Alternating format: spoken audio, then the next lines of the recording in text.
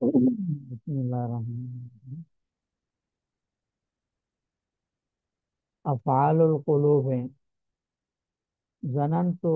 حسب تو، خل تو، زام تو، عالم تو، رأی تو، وجد تو۔ جہاں سے ہم ثناء رحمۃ اللہ علیہ افعال قلوب کا تذکرہ شروع فرما رہے ہیں۔ ان افعال کو افعال قلوب اس لیے کہا جاتا ہے کہ ان کا جو تعلق ہوتا ہے وہ دل کے ساتھ ہوتا ہے،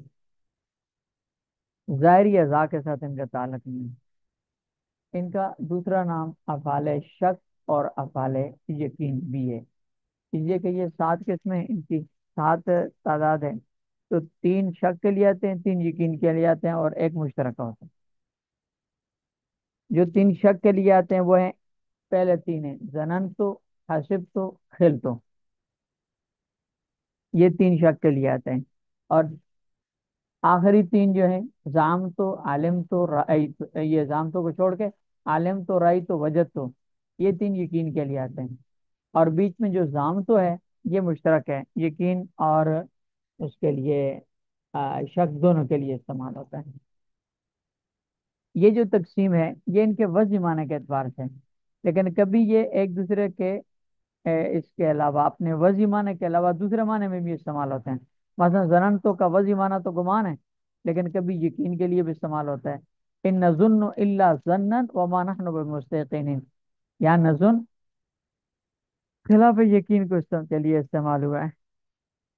اور کبھی یہ عالم تو کے معنی میں بھی استعمال ہوتا ہے، جیسے الذین یظنون انهم ملاقو ربهم، الذین یعلمون انهم ملاقو ربهم۔ اسی طرح وظنوا انهم مواقعوها وعلموا انهم مواقعوها کے معنی میں۔ اور عالم تو یہ ہوتا تو یقین کے لیے ہے، لیکن کبھی زن کے معنی میں بھی آتا ہے۔ فَإِنْ عَلِمْتُمُوهُنَّ مُؤْمِنَاتٍ فَإِنْ ظَنَنْتُمُوهُنَّ مُؤْمِنَاتٍ کے معنی میں۔ اور رأی تو جو ہے یہ بھی کبھی زن کے معنی میں استعمال آتا ہے: انہم یرونہ بعیدا انہم یظنونہ بعیدا۔ تو یہ وجہ معنی ان کے 3 کے یقین کے لیے، 3 کے شک کے لیے، ایک کا مشترکہ ہے، لیکن یہ دوسرے معنوں میں بھی استعمال ہوتے ہیں۔ تدخل علی الجملۃ الفعلیۃ جملۃ الاسمیۃ لبیان ما ہی عنہ۔ سنہ رحمۃ اللہ علیہ فرماتے ہیں کہ افعال قلوب جو ہیں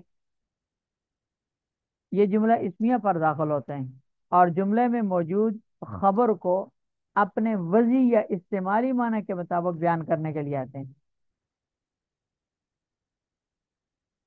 یعنی یہ بیان کرتے ہیں کہ جملے میں جو حکم لگا ہوا ہے یہ کس نوعیت کا ہے: یقین کا ہے،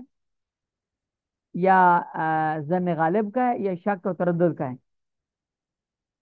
اس بات کو مصنف رحمۃ اللہ علیہ نے لبیان ماہیہ عنہ سے تعبیر فرمایا ہے، اس بات کو بیان کرنے کے لیے جو ان کے وضعی معنی ہیں۔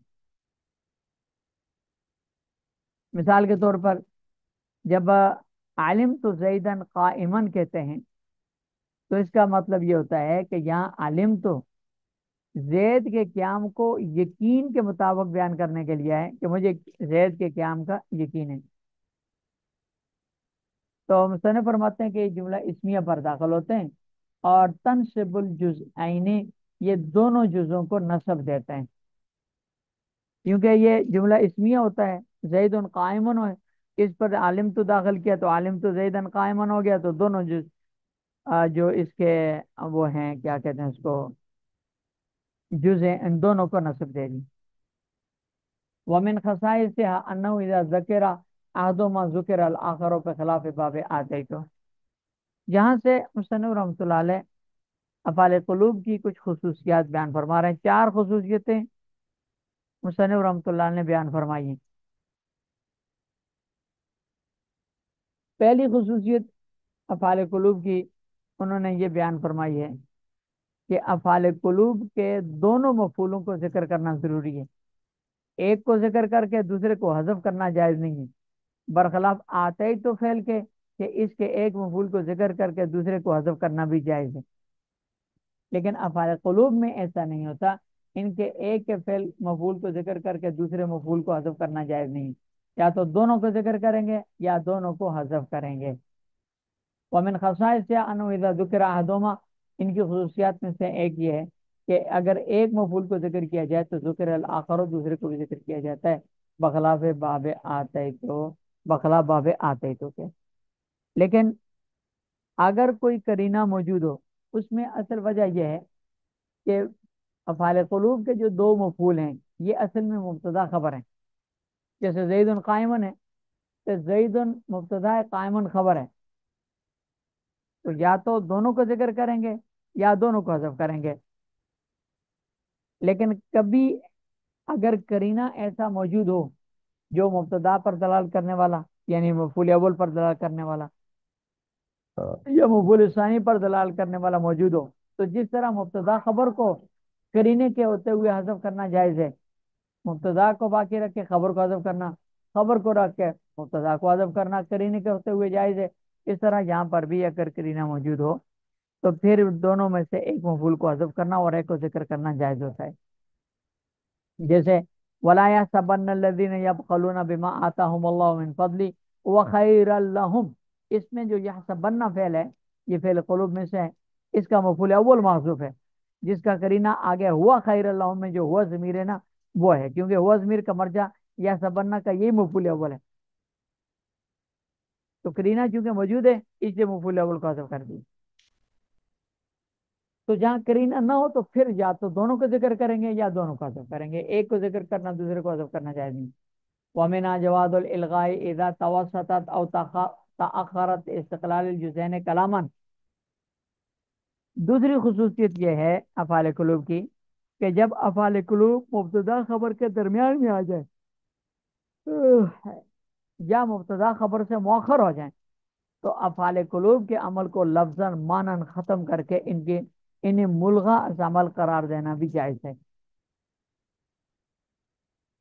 جیسے درمیان کی مثال جیسے زید زنن تو قائمن، اور تاخیر کی مثال جیسے زید قائم زنن تو۔ اس صورت میں چونکہ جملہ اسمیہ اپنی حالت پر برقرار ہے، مستقل جملہ ہے، لاستقلال الکلام ہے، کلام چونکہ مستقل ہے، دونوں جز موجود ہیں، لاستقلال الجزئین کلاما، کہ دونوں جز مل کر کلام پورا مستقل بن رہے ہیں، لہذا عملی طور پر لفظاً اور مانن افعال قلوب کا عمل باطل ہو جائے گا۔ مصنف نے دو شرطیں لگائی ہیں، ایک یہ کہ اذا توسطت او تاخرت، کہ یا تو یہ درمیان میں ہو اور یا مؤخر ہو، اگر یہ مقدم ہوتے ہیں تو پھر ان کا الغاء جائز نہیں ہے۔ جیسے عالم تو زیدن قائمن میں عالم تو کو ملغا از عمل قرار دے کر زیدن قائمن کو رفع کے ساتھ نہیں پڑھ سکتے، اس صورت میں اس کو عمل دینا واجب ہے، ایک بات۔ اور دوسری بات یہ ہے کہ مصنف رحمۃ اللہ نے ان کے لیے منہا جواز الالغاء، جواز کا لفظ استعمال کیا ہے، یعنی اگر یہ درمیان میں آ جائے مبتدا خبر کے یا مؤخر ہو جائیں تو عمل کو باطل کرنا جائز ہے، واجب نہیں ہے۔ لہذا درمیان کی صورت میں، تاخیر کی صورت میں عمل دینا بھی جائز ہے، کیونکہ فی نفسی افعال قلوب کا عمل، افعال قلوب عامل رہتے ہیں درمیان میں یا مؤخر ہونے کی وجہ سے اس کا عمل باطل نہیں ہوتا، ملغا از عمل قرار دینا جائز ہوتا ہے۔ وَمِنْهَا أَنَّهَا تُعَلَّقُ قبل الاستفهام والنفی واللام، مثل عالم تو زید عندك مامر، ومن تیسری خصوصیت ان افعال قلوب کی یہ ہے کہ استفہام، حرف نفی اور لام ابتدا سے پہلے اگر یہ آ جائیں تو ان کی تعلیق واجب ہے۔ تعلیق یعنی ان تینوں صورتوں میں افعال قلوب کے لفظی عمل کو باطل کر دیا جائے گا، البتہ مالمی عمل ان کا برقرار رہے گا، لہذا بعد والا جو جملہ ہے وہ افعال قلوب کا مفعول ہونے کی وجہ سے مال نصب میں تو ہوں گے، لیکن ظاہری طور پر اس کے اوپر نصب نہیں آ سکتی، بلکہ رفع پڑھنا واجب ہے۔ جیسے عالم تو لزید قائم، یا علم تو زید عندک امرن، زید اور امرن ان دونوں کو رفع کے ساتھ پڑھیں۔ پھر استفہام سے مراد عام ہے، خواہ حرف استفہام ہو، جیسے ازیدن والی کیا مثال ہے، حمزہ استفہام ہے، متصلہ کے ساتھ استعمال ہوا، یا اس میں استفہام ہو، جیسے لینا علامہ ایو الحزبین احصا لما لبثوا امدا، یا ایو اس میں استفہام ہے، اس نے نالما فعل کو فعل طلب کو کیا کر دیا، وہ آ، اس کے عمل کو معلق کر دیا۔ اور حرف نفی کی مثال جیسے لقد علمت ما هؤلاء ينطقون، یہاں ما حرف نفی نے علمت کو معلق کر دیا، اور هؤلاء ينطقون جملہ اسمیہ خبریہ ہو گیا۔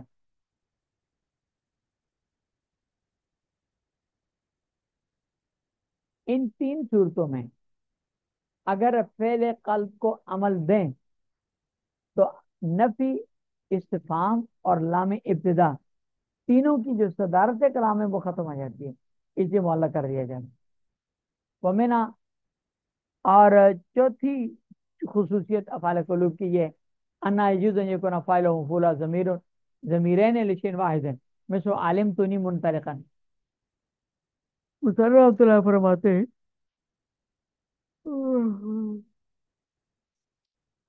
کہ افعال قلوب میں یہ جائز ہے کہ ان کا فاعل اور مفعول دونوں، مفعول اول،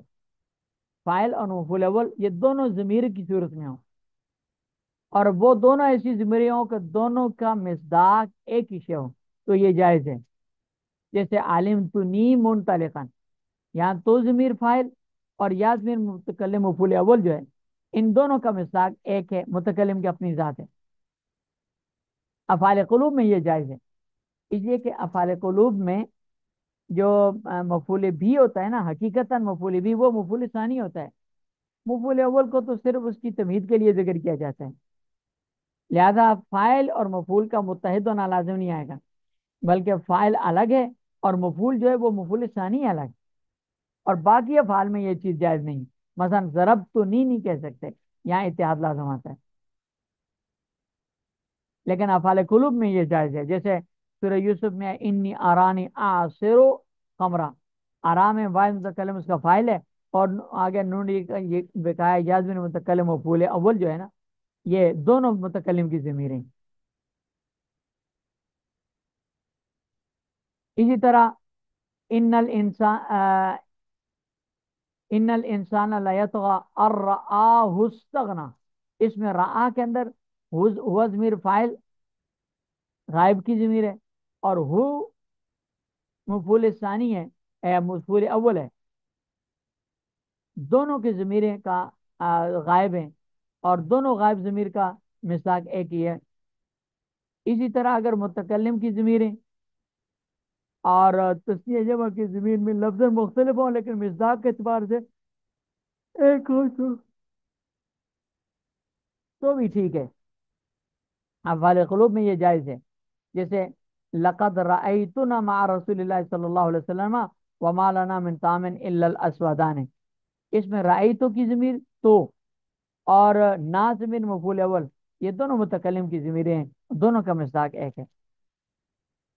اس لیے یہ جائز، افعال قلوب میں یہ جائز ہے۔ ولبعض امانا آخر یتعدی بھی الی واحد، مصنف صلی اللہ فرماتے ہیں کہ ان 7 افعال قلوب میں سے بعض افعال قلوب ایسے ہیں کہ جن کے مذکورہ معنی کے علاوہ دوسرے معنی بھی آتے ہیں،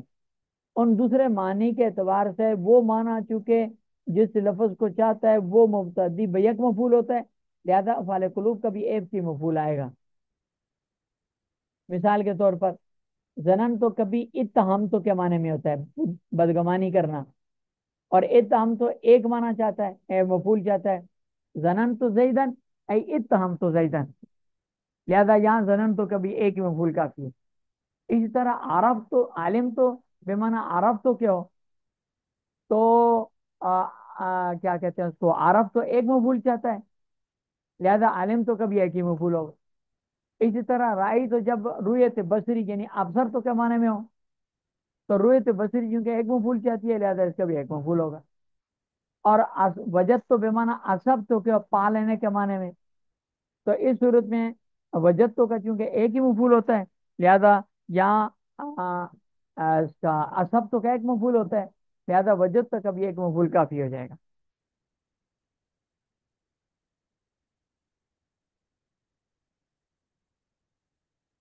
افعال قلوب یہ ہیں: زنن تو ہے، حاسب تو ہے، خل تو ہے، زام تو ہے، عالم تو ہے، رائی تو ہے، وجد تو ہے۔ تدخل الجملے تو اسمیہ، جملے اسمیہ پر داخل ہوتے ہیں، لبانے لبیان ماہیہ آنوں کے لیے، کہ اپنے معنی کو بیان کرنے کے لیے، جس معنی کا کے لیے ان کو وضع کیا گیا ہے۔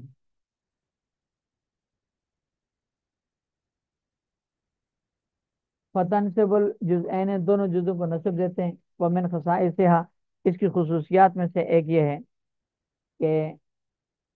انو اذا ذکر احدہما، ایک کو ذکر کیا جائے تو ذکر الاخر، اور دوسرے کو ذکر کیا جاتا ہے بخلاف باب آتا ہے تو کہ وہاں یا تو دونوں کو ذکر کیا جائے گا یا دونوں کو حذف۔ ومنها جواز الالغاء، وہاں ایک کو ذکر کر کے دوسرے کو حذف حذف کرنا جائز ہے۔ ومنها جواز الالغاء، اور ایک اس کی خصوصی ہے کہ ان کا ملغا از عمل قرار دینا بھی جائز ہوتا ہے، اذا توسطت، جب یہ درمیان میں آ جائیں، اور تاخرت یا مؤخر ہو جائیں، لاستقلال جزین کلامان، کیونکہ دونوں جز مستقل کلام ہوتے ہیں۔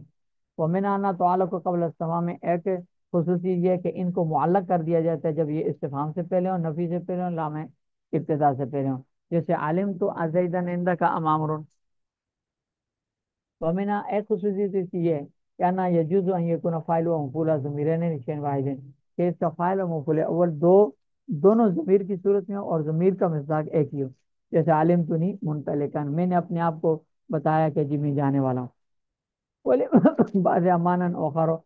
بعض افعال قلوب کے دوسرے معنی بھی آتے ہیں، یتدا بھی الی واحد، جن کے ساتھ یہ ایک مفعول کی طرح متعدی ہوتے ہیں، جیسے زنن تو اتہام تو کے معنی میں تہمت لگانا، قائم قائم کرنا، بدگمانی کرنا، اور عالم تو عارف تو کے معنی میں آتا ہے، رائی تو ابصر تو کے معنی میں، اور وجد تو کے معنی ابصر تو۔